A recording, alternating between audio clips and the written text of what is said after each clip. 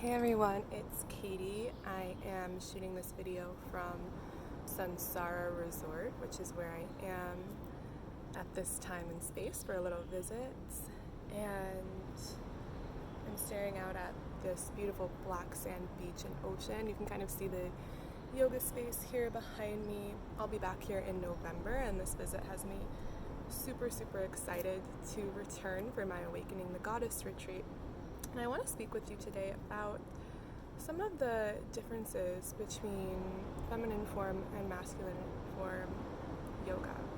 Now, from my therapeutic background, my yoga therapy background, and just my deep belief, the yoga that I practice in my body is different than the yoga that you need and that you practice for your mind, body, spirit complex. And even more generally speaking, the yoga that a masculine form body, mind, spirit needs is different than the yoga that a feminine form body, mind, spirit needs.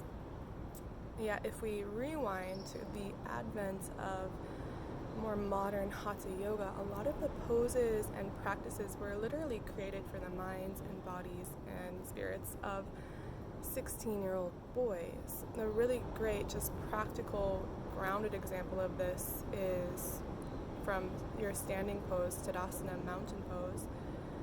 A lot of the traditional ways this posture is held is with the feet really close together, touching basically, and that can work for people who have narrower hips, which tends to be more masculine form bodies. But for feminine form, we actually widen the stance a little bit so that we create more space in the pelvic bowl for the hips. That's one very grounded, specific example of this. And there's so many ways that we adapt, not just the physical asana, but the actual energetics of our yoga practice to suit more of a feminine sort of spirit. Now, some of you have heard me speak to before the differences between masculine and feminine energy. And spiritually speaking, if we think about our yoga as our spiritual practice, the masculine form of yoga is really focused on this pursuit up and out of the body toward enlightenment, toward different states of being and consciousness, toward different realms of awareness. And this is very important part of my practice, deeply so. And what I've seen lacking in a lot of this more masculine structured base yoga is the actual embodiment piece. So feminine form yoga is really revolved around this present moment, the five senses, and the body from an earth-based, grounded, sensual, pleasure-based, health-based perspective. Okay, so really just to, in brief, speak to that a little bit more, so it's a little clearer. Masculine form, you can think of this pursuit of up and out, very important to move into these other states of being, other states of consciousness. And feminine form is more like down and in. We can think of it as the difference between enlightenment and embodiment, and actually our pursuit for embodiment in this present moment is going to support our pursuit for enlightenment and even enheartenment, as one of my teachers likes to call it.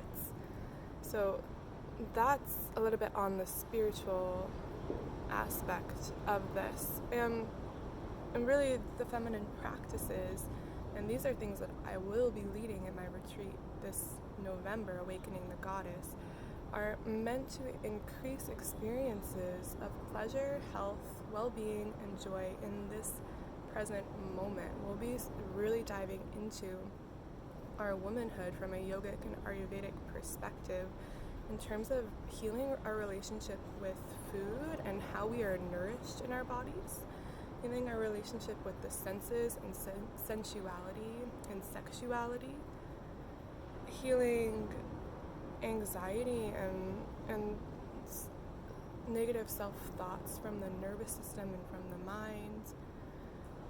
And we'll also really be looking at hormonal balance and menstrual balance and much more. I am literally so excited for it. I really hope you can join me.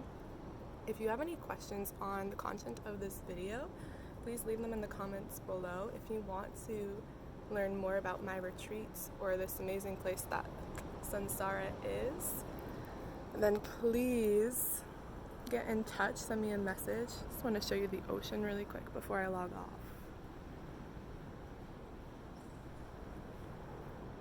So you could be doing yoga here with me, feminine form yoga here with me in November, and I would love it if you can make it, right? Namaste, see you next time.